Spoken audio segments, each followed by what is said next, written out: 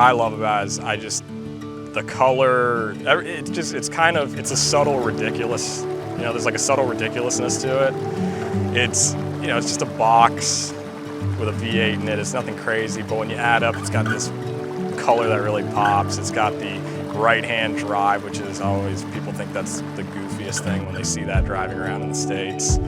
It's loud, but it sounds like a race car, but it doesn't move like a race car. It's just this combination of things that it's a real experience driving. It's a good time, and it's the best worst car ever.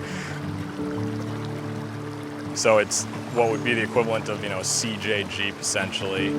They ran from the Series 1 to Series 3. This one's a Series 3, and it's known as a Stage 1, which is Land Rover in the late 70s got a sizable investment to kind of continue their product line.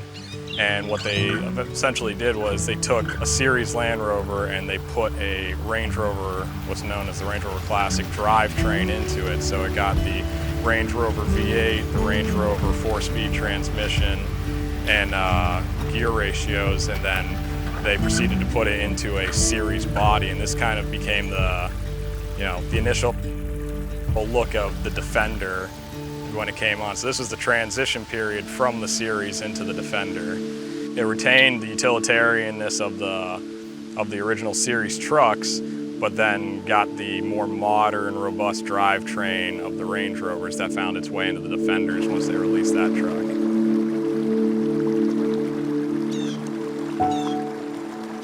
When you get into this truck to drive it, what's great about it is it really becomes an experience, because you kind of get complacent in newer cars.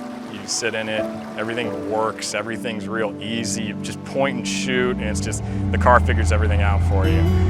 This thing, it's all the flaws that make it such a good drive.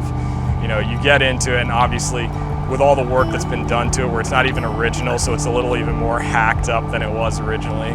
Everything from the starting procedure, where at this point it's kind of like a little bit of a race car. You flick your toggle switches for your electric choke and your fuel pump, and then your ignition, you push the start button. So it's kind of got that little silliness to it. And then when you're actually going down the road, it makes you pay attention to everything, because it's a vehicle that really does nothing particularly well, but it's such an exciting thing to drive because of that. You're actually engaged. This truck needs you to drive. You can't just not pay attention and just kind of get bored going down the road, because you're engaged the entire time you're doing it. Kind of similar to when the last owner got it. It has a little bit of slop in the wheel, so you could, if you want to scare your passenger a little bit, you can go perfectly straight down the road and just kind of jostle the wheel a couple degrees left and right, and the truck just keeps going perfectly straight, even though you're acting like you're gonna go through a slalom, basically.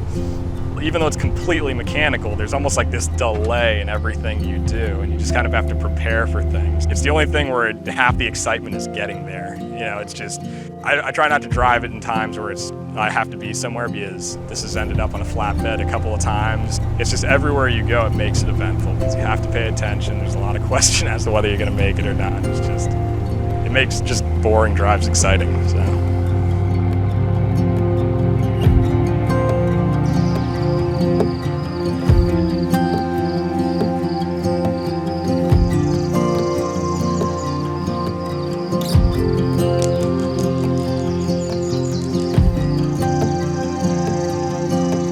This particular truck has a 4.6 liter V8 from a Land Rover Discovery.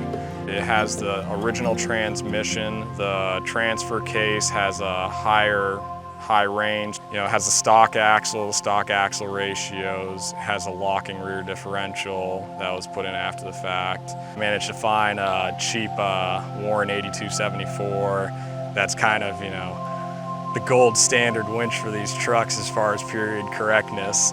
I love the look. The way the thing looks as it sits there. I'll drive up my driveway and I'll just see it sitting at the end of the driveway. And it's just, if it never moved again and it was just a complete lawn ornament, it just looks so good just sitting there. It just has the correct feel to it, Everything about it just looks cool even just sitting stationary. It's like a great addition to the house, just kind of sitting there. Whether whether my fiance agrees with me on that one or not is a different story. But I think it just looks really cool.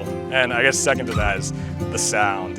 When this thing fires up, that is basically a straight through exhaust. Can't afford a Chevelle, so I drive this, and it's my fix for it when I want to just rumble down the road. I was looking around the internet, and eventually I came to this one truck that was, overseas. It was in Spain, and I saw it and I was interested in it, so I emailed a friend of mine that had been importing Land Rovers from Australia. And I asked him what he thought about it, and I told him what I wanted to do with it. I said, I want to take this series truck, I want to put a V8 into it, I want to put a manual into it. I just kind of want to make this hybrid type truck between like a Discovery essentially and a series. About an hour or two later, I get a text from him. It's just like, well, why don't you just buy this? And he sends me a listing from this website in Australia, and it was a listing for this particular truck. And I saw the color of it, and I was just like, this is the coolest thing I've ever seen, and I want this truck. And he proceeded to try and tell me, he's like, we could find more of these. This isn't the only one. I'm like, no. This is the truck I want. We need to get this truck. And luckily it happened to be in a place where he had a friend in Australia nearby that could go scout the truck for us. And I sent him the money, purchased it for me, then went through the whole process of getting the thing shipped. The long part came where I had to basically have the truck put on a boat, and then for the next 70 days it worked its way from Brisbane, Australia, all the way to Baltimore, Maryland. You're tracking it every day at sea, and you just see the little blip as it's going, through the Pacific and then through the Panama Canal, and it's the longest 3 months of your life. And and then finally it shows up and you pick it up. Had a picture up of it on Instagram, and the guy I purchased it from saw the picture and he got in touch, and it turns out that this guy and his girlfriend from England went down to Australia and actually purchased this truck in Australia and proceeded to live out of it for the next 2 years. It was pretty much being used as a chicken coop. It was on this farm, and he said it was just completely full of chickens and feathers and hay. When he got into it, he started driving it, and he claims that it had about 90 degrees of steering wheel play in either direction going down this guy's driveway, which was like a couple mile long driveway. He says the guy in this real thick Australian accent proceeded to tell him, he's like, you don't really drive this thing, you basically sail it down the road. I guess at one point this thing, the heads on it warped so bad he had to put a new motor in it, and he had to cross the outback. He was driving for 2 weeks, burning apparently about 5 quarts of oil a day. Well, I think a car is kind of the one thing that, once again, it's this inanimate object, but it's something that you can really do so much to it. You can kind of make it, personalize it as much as you want. If you're really into shoes, for example, it's like, okay, I'm into collecting shoes. But a car is something where it's like you can really change it quite drastically and make it whatever you want and make it something that is yours. Even that it could be the most mass-produced vehicle out there. You can go out and you can buy yourself a Mustang or get a Wrangler or something like that, and it's like there's millions of them out there, but you can make it yours. And it's something that, you take it with you wherever you go, and people see it, and it doesn't just end at, this is something I purchased, and it's, like I said, an appliance. You can meet great people from having it, connect with people over this object that no matter how different you are or something like that, you can really just bond over something and talk about it. And it's just, there's such a wide variety of people that are interested in it, in cars too, it's this really just interesting community, and it's all over this one just object basically that kind of kickstarts your conversation with somebody.